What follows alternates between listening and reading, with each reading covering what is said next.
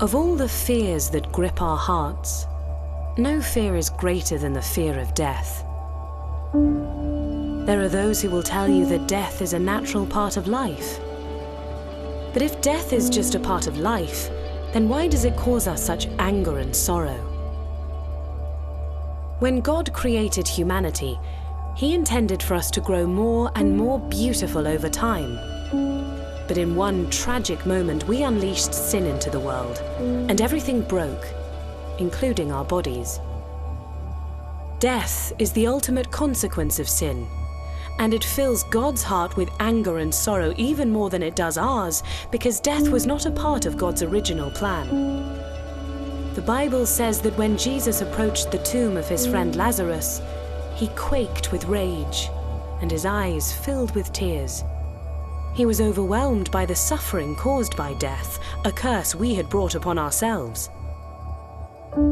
Death's curse was physical. Both the world and our bodies were decaying. But death's curse was also spiritual, eternally separating humanity from their Creator, the source of all light, love, and life. But because of God's amazing love, He chose to surrender all power and glory to rescue us from death. Jesus, God's only Son, was expelled from the presence of the Father and thrust into complete darkness in our place.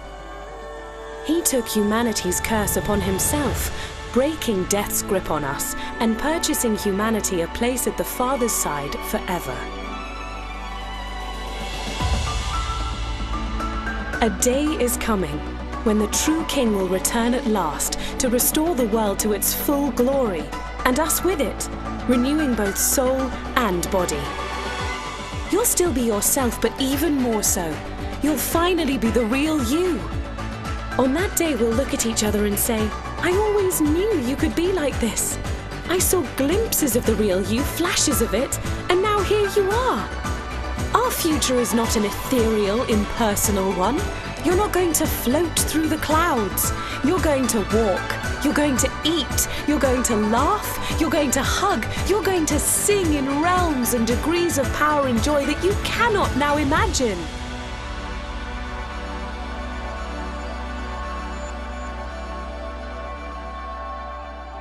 Some will tell you not to fear death because it's part of life.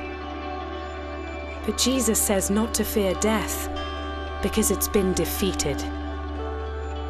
And the day will come when Jesus embraces you with his nail-scarred hands and says, "Welcome home.